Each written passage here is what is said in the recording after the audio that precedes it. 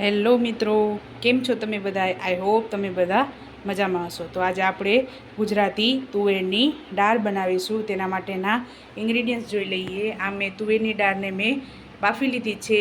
2 cup તુવેરની દાળ લીધેલી છે. એમાં 2 ગ્લાસ પાણી, હળદર, મીઠું, હિંગ અને તેલ કે દાળ ઉભરાય ને તેના માટે તેલ નાખ્યું છે અને 2 લીલા મરચાં નાખી અને મેં 3 વિસલ વગાડી લીધી છે. એટલે આ દાળ આપણી બફાઈ ગઈ છે અને આને મેં ઘૂંટી એમાં 1 ગ્લાસ પાણી નાખેલું છે. એટલે આ દાળ મેં બાફેલી લીધેલી છે. 2 લીંબુ લીધેલા છે. ટોપરાનું છીણ લીધેલું છે, જે લાંબુ અને જાડું આવે છે એ. ખાંડ 2 ચમચી, વઘાર માટે રાઈ, ધાણા જીરું પાવડર, હિંગ અને વઘાર માટે મેં લીમડો લીધેલો છે. આ વઘારમાં અને દાળ ઉકળે ત્યારે આપણે એમાં નાખીશું, જેથી સુગંધ સરસ આવે. માંડવીના બી, કોથમરી, ટમેટાં અને મીઠું. તો ચાલો આપણે દાળ બનાવી લઈએ. તો આપણે સૌપ્રથમ આ દાળમાં માંડવીના બી અને લીમડાના પાન નાખીશું. ત્યારબાદ આ 1 મોટું ટમેટું છે, ઝીણું સમારેલું છે, તે નાખીશું. ત્યારબાદ 2 લીંબુ લીધેલા છે, તે નાખીશું.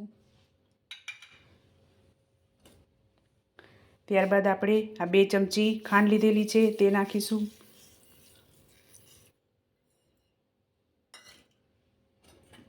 ત્યારબાદ આપણે 2 ચમચી ધાણા જીરું પાવડર નાખીશું.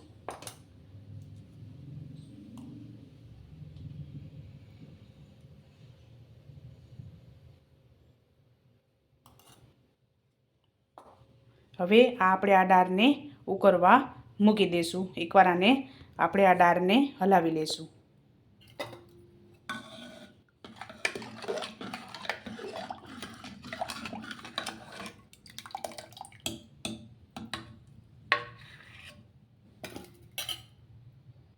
આ દાળને મેં હલાવી લીધી છે.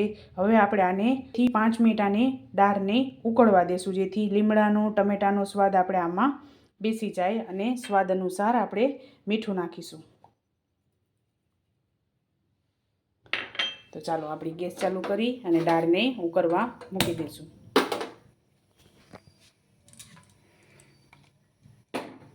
ગેસ આપણે મીડિયમ કરી લઈશું. હવે આ દાળને આપણે ઉકળવા દઈશું. તો આપણી દાળ આ રીતે ઉકળી ગઈ છે. હવે આપણે આને ગેસથી નીચે ઉતારી લઈશું અને આનો વઘાર આપણે કરી લઈશું. હવે આપણે દાળનો વઘાર કરીશું. એના માટે આપણે વઘાર્યું મૂકી દીધું છે. એમાં 1 ચમચી આપણે તેલ નાખીશું.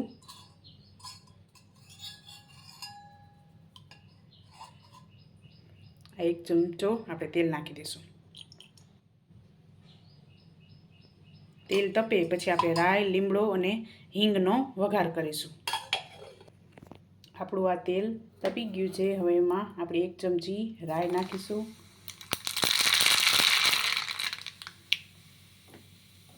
ત્યારબાદ આપણે લીમડાના પાન નાખીશું. ગેસ બંધ કરી દઈશું અને આપણે છેલ્લે આમાં હિંગ નાખીશું. હવે આપણે આ વઘારને દાળમાં નાખી દઈશું. મેં વઘાર દાળમાં નાખી દીધો છે. આ રીતે ઢાંકણ ઢાંકી દેવું, જેથી વઘાર બારે ઉડે નહીં અને એની સુગંધ દાળમાં આપણે બેસી જાય. હવે આને 2 મિનિટ આપણે આમનામ જ રહેવા દઈશું. તો ચાલો આપણે 2 મિનિટ જેવું થઈ ગયું છે. હવે આપણે દાળને જોઈ લઈશું. હવે આપણે આને હલાવી નાખીશું.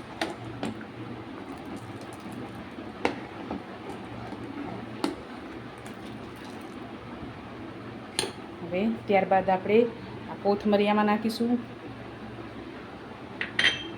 અને આપણે આ ખમણ લીધું હતું એ હવે ઉપરથી નાખીશું. તો ચાલો આપણી દાળ તૈયાર થઈ ગઈ છે. હવે આપણે આને સર્વ કરી લઈશું. તો ચાલો આપણી ગુજરાતી દાળ તૈયાર થઈ ગઈ છે. તમે પણ આ રીતે બનાવજો અને મને યાદ કરજો. ચાલો મળીએ નેક્સ્ટ વિડીયોમાં.